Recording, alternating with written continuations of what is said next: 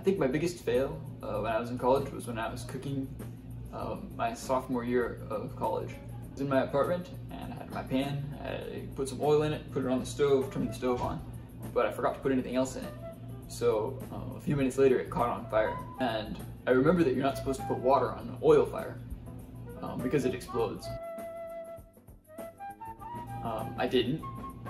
But what I wasn't sure about was what you were supposed to put on an oil fire. I'm pretty sure baking soda works, but as I'm looking through my cupboards, it's not like I just have baking soda lying around. I wasn't really sure what to do.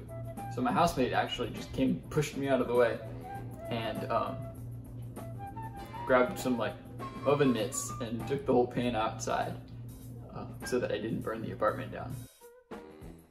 Hi guys, I'm Jane. So my biggest failure in college is more like an embarrassing story of myself. Basically, I was at home one day and a stranger knocked on our door and said that he was working for PG&E and needed to see our bills. Thought it was weird and super suspicious, but I went along with it.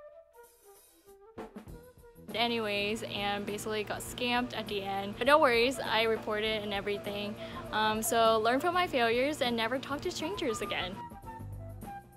So, junior year, my housemate and I were biking to class, and my bike was making weird sounds in the front.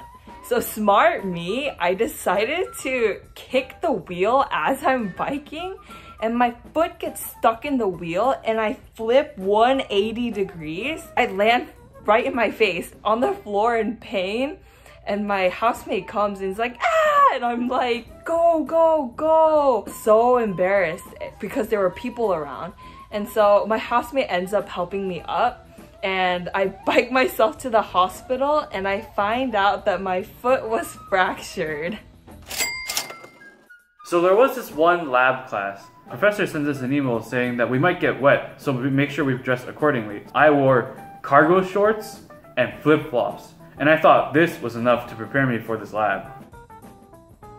So I bike to lab in my water-ready attire, and it's about 10 minutes away, but of course when I get there the TA isn't even there yet, and he only arrives at the last minute to start letting people into the lab. Finally, it gets to my turn to get into the lab, and he looks at me and he says, "Hey, where's the PPE?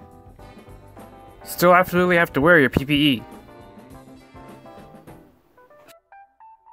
Since it's not like people walk around all the time with extra pants in their backpacks or anything, the only thing I could do was go back to my apartment and change and then come back late.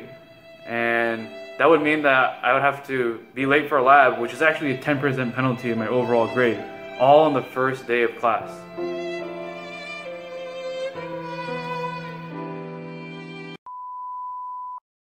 As a matter of fact, I do have a pair of pants in my backpack. You can borrow them if you want, Says one of my friends from inside the lab, and he tosses me this pair of rain pants that don't really fit me, but they're still long pants and they're long enough. But now, with long pants, I still needed to solve one more problem. I didn't have closed-toed shoes or socks. At this point, a friend from the previous section who had been overhearing my plight walked up to me and then he said, "Robin, do you need my shoes and socks? Here, take them." Let's just say that none of this was comfortable in the slightest, but technically it was still meeting all the minimum requirements of PPE. So I went up to the TA again and asked to be let into the lab. Fine. And I was in! And I guess the crisis was kind of averted and I was able to go and do the lab happily ever after.